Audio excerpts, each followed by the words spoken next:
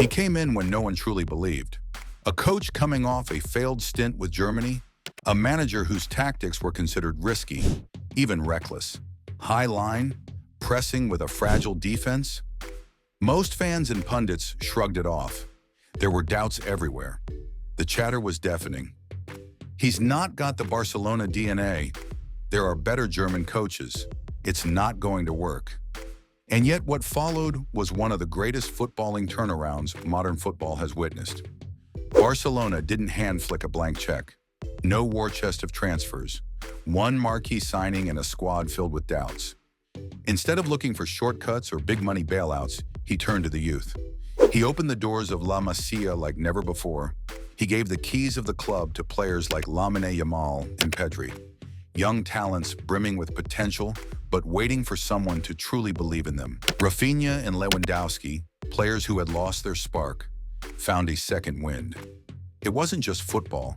It was joy, courage, and heart.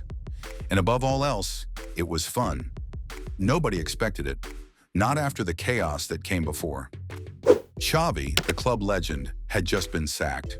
Despite winning La Liga the previous season, his comments, especially the one about Barcelona not being able to compete with Real Madrid, didn't sit well with the board.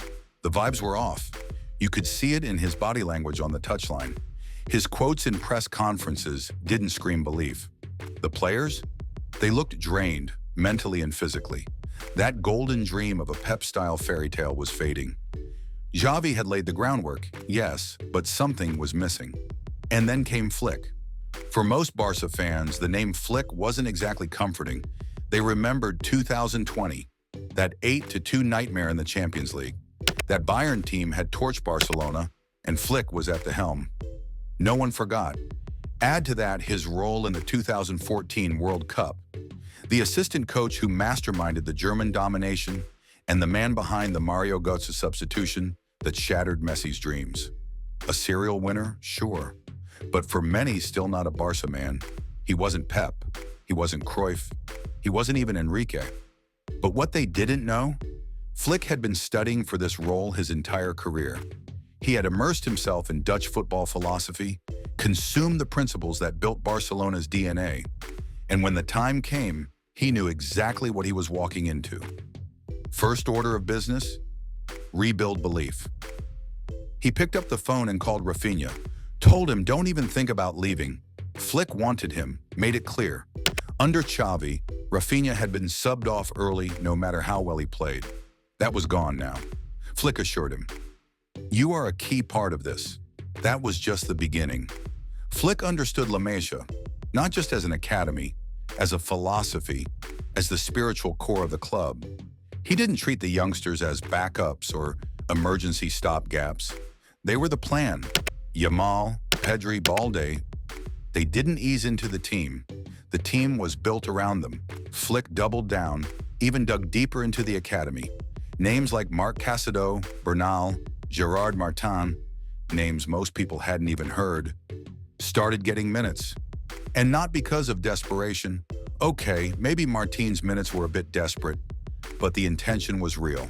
Flick trusted them. Flick didn't just give La Masia players minutes, he gave them responsibility. In team talks, he spoke to them as equals, not projects. They weren't protected from pressure. They were armed with confidence. Training drills were designed to sharpen decision-making, not just technique. Flick believed intelligence on the ball came from repetition under stress. He brought in former La Masia graduates to mentor the youngsters, keeping the connection to the club's roots alive. The locker room shifted. Age no longer determined hierarchy. If you performed, you played. Even veterans respected that.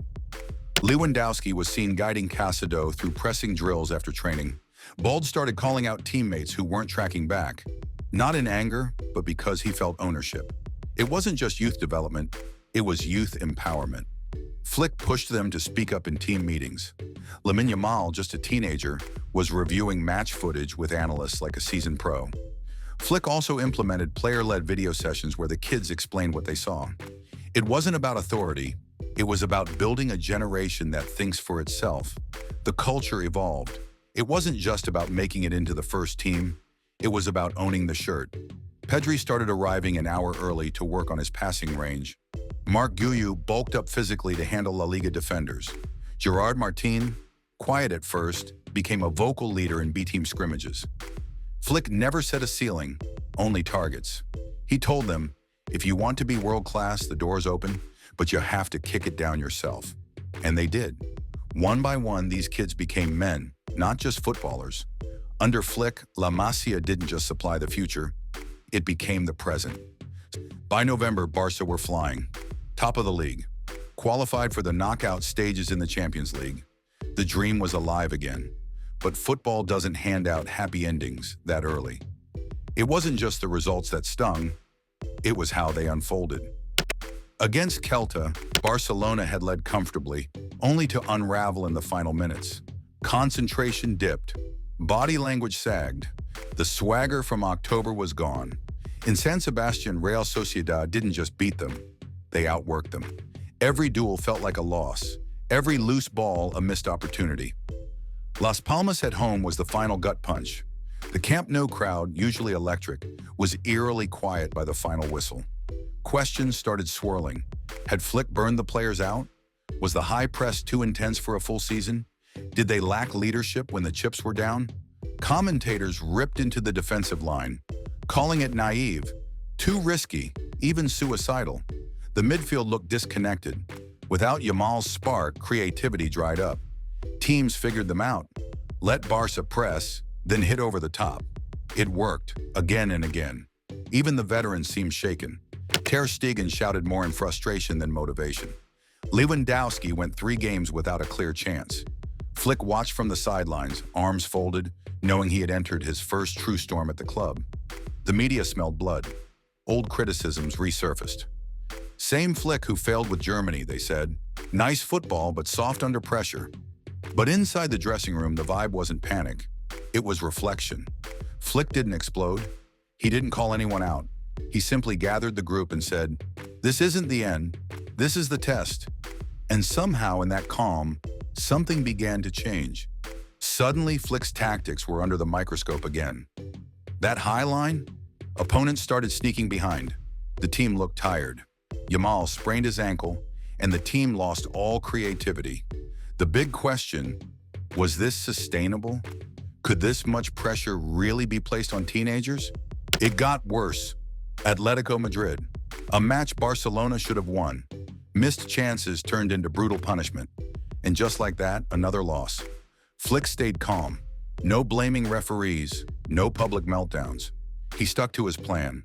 Quietly, inside that locker room, he told his players, "This is the moment. This is where champions are made." In January, a resurrection. Alaves, Rayo Vallecano. They weren't pretty wins, but they were wins. Barca proved they could fight through rough patches, that they could win ugly, that they weren't going to get bullied anymore. Then came the Spanish Super Cup, held in Saudi Arabia, another shot at Madrid, and Barcelona answered.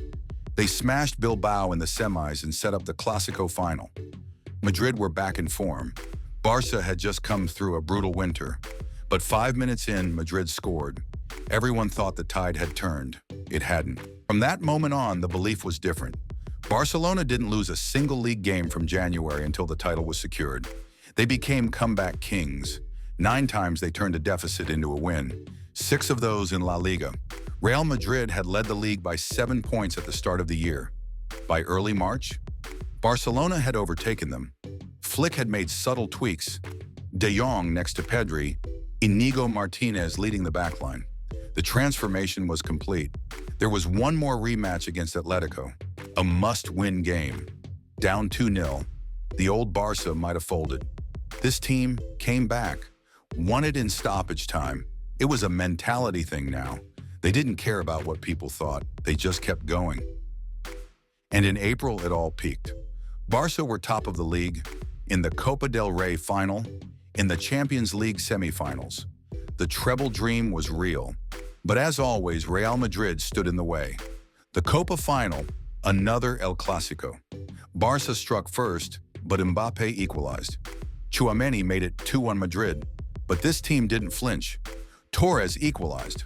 Then, in the 116th minute, Koundé scored a thunderbolt. Copa Champions, again. Second trophy secured. The Champions League, a roller coaster. Demolished the group, took out Benfica and Dortmund. But the semi-final, brutal. Faced Inter. First leg was wild. 2-0 down. Came back to 3-3. Second leg, more drama. 4-3 down, then 4-4, then 5-4 up, and then heartbreak. An 87th minute equalizer, then the dagger in extra time. One of the greatest semifinals ever. But Barca were on the wrong side. No time to mourn. 4 days later, another Clásico. Win it, and the league was theirs. Madrid struck first, Mbappé again, twice. 2-0 down. But if there's one thing about this team, they don't give up. Eric Garcia pulled one back. Then Yamal with the equalizer. Rafinha made it 3-2, then 4-2. The final whistle? La Liga was theirs. The league was officially clinched 4 days later. A calm 2-0 over Espanyol. Flick had done it. Domestic treble in his first season. From doubt to dominance. This wasn't just about trophies. It was about identity, about spirit, about soul. Barcelona had been lost. Flick helped them find themselves again. Not by copying Pep or Cruyff, but by trusting the players, believing in youth, and playing football with joy. Pedri controlled the rhythm like a young Xavi. Yamal danced down the wings, already looking like the heir to Messi. Balde sprinted up the flanks like Alba in his prime. Martinez brought the warrior spirit of Puyol. And Flick? He looked more like a proud father than a manager. Barcelona had become a family again. And that's how Flick's Barcelona took over La Liga. Call to action, make sure to hit that like button if you felt the goosebumps watching Barca's revival. Drop a comment below. Who was the standout player of this season for you?